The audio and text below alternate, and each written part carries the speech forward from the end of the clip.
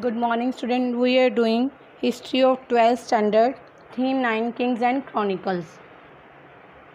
Today we will read about 5.2 A Unifying Force. मतलब कि एकता. Unifying मतलब यूनिटी मतलब एकता की शक्ति, उसके बारे में पढ़ेंगे हम. Mughal chronicle present the empire as comprising many different ethnic and religion communities. मतलब कि मुग़ल क्रॉनिकल क्या बताती है कि उस समय मुग़ल दरबार में कई तरह के धर्मों के लोग थे और कई तरह के थे, मतलब कई तरह की जाति के लोग रहते थे, जैसे Hinduism, Jainism, Zoroastrianism and Muslim. As the source of all peace and stability the emperor stood above all religion and ethnic group. और जो एम्परर था, राजा था, शांति और स्टेबिलिटी मतलब स्थिरता का स्रोत था. मतलब राजा जो था शांति बना के रखता था और राज्य में स्थिरता बना कर रखता था. मतलब जो राजा शांति और स्थिरता का स्रोत होने के नाते सारे धर्मों और एथनिक सभी जातियों में सबसे ऊपर था. Mediating among them and ensure that justice and peace prevailed. मतलब सारी मेडिएटेड मतलब सभी जातियों के बीच में, सभी धर्मों के बीच में मध्यस्थता करता, मतलब कोई झगड़ा शुरू होता, कुछ भी होता, बीच में न्याय करता था उनका. और यह भी इंश्योर करता था कि सबको बराबर न्याय और शांति मिल रही है. Abul Fazl describe the ideal of sulh-i-kul as a cornerstone of enlightened rule. कहते जो अबुल फजल ने क्रॉनिकल लिखी थी, अबुल फजल ने सुलेकुल के जो विचार थे, आदर्श थे, उनको मतलब मुग़ल दरबार का एक कॉर्नर मतलब आधारशिला बताया. मतलब उस सुलेकुल जो था उसके आदर्शों के आधार पर ही मुग़लों का दरबार चलता था. उन सारे विचार सुलेकुल के अकॉर्डिंग ही अपनाए जाते थे. In sulh-i-kul are religion and schools of thought had freedom of expression but on condition that they did not undermine the authority of the state और फाइट अमंग देमसेल्फ. सुलेकुल क्या कहता है, सभी धर्मों को और सभी जो शिक्षा के स्रोत थे सबको अपने विचार एक्सप्रेशन करने की आज़ादी थी, लेकिन एक कंडीशन थी कि वे अथॉरिटी मतलब जो राजा था अथॉरिटी के खिलाफ कुछ भी बगावत नहीं कर सकते थे और आपस में वो झगड़ा न करें. The ideal of sulh-i-kul was implemented through state policy. जो सुलेकुल के जो आइडियल थे, आदर्श थे, वो स्टेट पॉलिसी के थ्रू ही इम्प्लीमेंट हुए. मतलब जो स्टेट की पॉलिसी थी वो सुलेकुल के ही आदर्श थे. The nobility under the Mughal was a composite one comprising Iranis, Turanis, Afghans, Rajput, Deccanis, all of whom were given position and award. कहते जो नोबलिटी अंडर द मुग़ल दरबार के अंदर जो नोबलिटी मतलब जो राजा के मतलब कि करीब के लोग थे, जो नोबल थे, आदर्श थे, मतलब जो राजा की आज्ञा पालन करते थे, उसको नोबलिटी बोल देते हैं. तो उनमें ईरानी लोग भी थे, तुर्क भी थे, अफ़गान भी थे, राजपूत भी थे, और सबको पोजीशन और अवार्ड दिए जाते थे purely on the basic of their service, उनकी सर्विस सेवाओं के आधार पर, एंड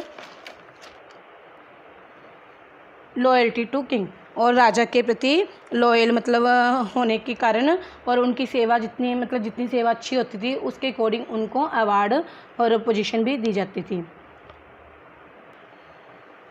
यहाँ लॉयल का मतलब क्या, निष्ठावान. जो राजा के प्रति जितना निष्ठावान होता है, उसकी सेवा जितनी अच्छी होती है, जैसे वो जो राजा के दरबार में नोबल थे, तुर्क थे, अफ़गानी थे, मतलब सबको उनकी सर्विस और लॉयल्टी के आधार पर उन्हें पोजीशन और अवार्ड दिए जाते थे.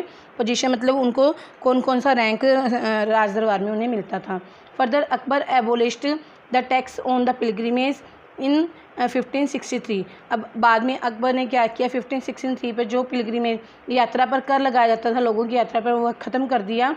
एंड जजिया इन 1564, और जजिया कर भी उसने 1564 में ख़त्म कर दिया. As to were based on the religion discrimination, क्योंकि दोनों ही धर्म के आधार पर जाते और धार्मिक भेदभाव का कारण बनते थे, इसलिए दोनों ही जो कर लगते थे, लोग जो पिलग्रिमेज में तीर्थ स्थानों की यात्रा करने जाते थे या जजिया धर्म के आधार पर कर लिया जाता, दोनों ही अकबर ने ख़त्म कर दिए. Instruction were sent to the officer of the empire to follow the precept of sulh-i-kul in administration. अब जो ऑफिसर थे एम्पायर में, उसके राज्य में जो ऑफिसर थे, उन्हें यह निर्देश दिया कि सुलेकुल की जो प्रिसेप्ट है, सुलेकुल के जो नियम है, प्रिसेप्ट मतलब जो सुलेकुल के नियम हैं उनका ही पालन करें, उनके आधार पर भी वो राज्य को चलाएंगे. All Mughal emperor gave grant to support the building and maintenance of places of worship, जो पूजा के स्थान होते थे, वर्शिप के स्थान होते थे, मंदिर वगैरह जो भी थे, सभी मुगल एम्पर उनको ग्रांट देते थे उनकी बिल्डिंग करने के लिए और मेंटेनेंस करने के लिए उन्हें ग्रांटें दी जाती थी। Even when temples were destroyed during war, grant were later issued for their repair. जहाँ युद्धों के कारण काफ़ी टेम्पल्स वगैरह डिस्ट्रॉय ख़त्म हो गए थे, नष्ट हो गए थे, तो मुगल राजाओं ने फिर से ग्रांटें देकर उन्हें रिपेयर करवाया। As we know from reign of Shahjahan and Aurangzeb, जैसे कि हम शाहजहाँ और औरंगजेब के शासन से पता लगता है कि उन्होंने कैसे कैसे मंदिरों को द्वारा मंदिरों जो भी उनके थे उस समय उनको कैसे रिपेयर कराया ग्रांट दे देकर। However during the reign of later the रजिया was impose on the Muslim subject, और बाद में नॉन मुस्लिम सब्जेक्ट सॉरी, और बाद में औरंगजेब ने यह भी देखा कि हमने औरंगजेब ने अपने शासन, रेन क्या होता है उसके शासन, उसका शासनकाल जो था, शासन समय जो था, उसे नॉन मुस्लिम जो हिंदू धर्म को मुस्लिम धर्म को नहीं मानते थे उन पर जजिया कर लगाया। एक धार्मिक कर होता है जजिया कर। Now 5.3 just sovereignty as social contract. Sovereignty मतलब क्या होता है? भाईचारा। भाईचारा न्यायिक जो समाज में था वो कैसे था वो देखते हैं हम। Abul Fazl define sovereignty as a social contract, जो उसने कहा कि भाईचारा एक सोशल कॉन्ट्रैक्ट था, मतलब समाज में लोग मिलजुल कर रहते थे।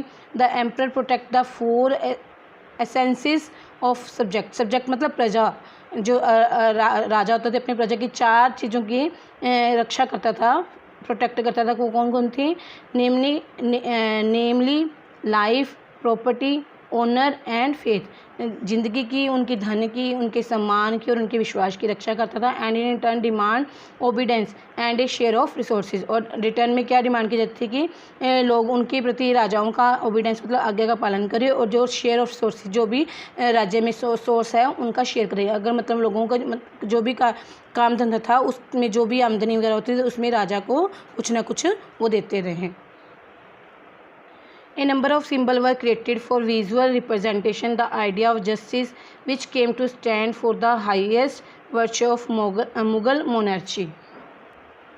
इसमें बोला गया कि बहुत सारे सिंबल ऐसे थे जिससे पता लगता था कि राज्य में जो आइडिया ऑफ जस्टिस, न्याय का जो आइडिया था वो बहुत ऊंचे तौर पर था, हाईएस्ट वर्चू पे था मुग़ल मोनार्ची में, मुग़लों के राजतंत्र में। One of the favourite symbol use by artist by was the motive of lion and lamb. Lamb मतलब goat, peacefully nestling next to each other. अब मैं आपको एक पेंटिंग दिखाने जा रही हूँ, उसमें देखो आप लॉयन, और जो इसमें बोला कि लॉयन और लैम भी शांति से दोनों इकट्ठे बैठे हैं। इसका मतलब है कि लॉयन जो होता है शक्ति का प्रतीक है और लैम जो भोला भाला, तो दोनों इकट्ठे बैठे हैं और लॉयन इस लैम को कुछ भी नहीं कह रहा है। सी इन दिस पेंटिंग, यहाँ इस पेंटिंग में देखिए, सी दिस, यहाँ लॉयन, यहाँ जो पेंटिंग बनाई गई, ये सारी पेंटिंग है क्रॉनिकल्स में जो बनाई गई है, ये जो लॉयन है गोट के साथ दोनों मिलकर बैठे हैं। मतलब एक तो बहुत ताकतवर है और एक में ताकत नहीं है, ऐसा दिखाया कि दोनों ही मिलजुल कर बैठे हैं। ये जो ताकतवर है लॉयन, इसको कुछ भी नहीं कह रहा, मतलब मुग़लों के दरबार में बहुत शांति थी। इसका मतलब लगता है पता लगता है, सूचक है कि वहाँ न्याय उचित, मतलब लोगों को उचित न्याय मिलता था, लोग शांतिपूर्वक वहाँ पर रहते थे। Okay student, your 5th point is completed. Now see this picture again. 9.C Jahangir. इस पिक्चर में क्या दिखाया है ज़्यादा, तो मैंने पहले तो आपको एक ये दिखाया कि लॉयन और लैम इकट्ठे बैठे हैं, वो तो न्याय का सूचक है कि न्याय अच्छा होता था, वहाँ पर शांति थी। और दूसरा क्या दिखाया पिक्चर में, जहांगीर रिप्रेजेंटेड प्रिंस खुरम, जो जहांगीर का बेटा था खुरम, उसको क्या प्रेजेंट कर रहा है, with the turban jewel seen from a Badshahnama painted by artist Payag in 1640 में प्याग ने यह बादशाहनामा में पेंट की गई है, जिसमें जहांगीर जो है प्रिंस खुराम को एक टर्बन में जो ज्वेल लगता है, हीरा मोती लगता है, वह है यहाँ पे प्रेजेंट कर रहे हैं। यहाँ पे जो जहांगीर है ये खुराम की पिक्चर है, ये सारे कोर्टयार्ड है जो दरबार में उनके खड़े हैं। और यहाँ मैंने आपको बताया था, देखो यहाँ पे अलग अलग धर्म ये बने हुए धार्मिक लोगों की पिक्चर है, और यहाँ पे वो जो लैम्ब और गोट लॉयन की पिक्चर है। नेक्स्ट ये देखो, दिस पिक्चर, इसमें क्या दिखाया है, Jahangir shooting the figure of poverty painting by the artist of Abul Hasan. और ये अबुल हसन ने पेंटिंग बनाई थी, इसमें जहांगीर जो है ये पॉवर्टी दिखाया कि गरीबी को ख़त्म करा है। मतलब इसका मतलब क्या, वो अपने राज्य में गरीबी नहीं चाहते थे, उनके राज्य समृद्ध थे। Okay student, it's enough for today. I hope you have understood. Have a nice day.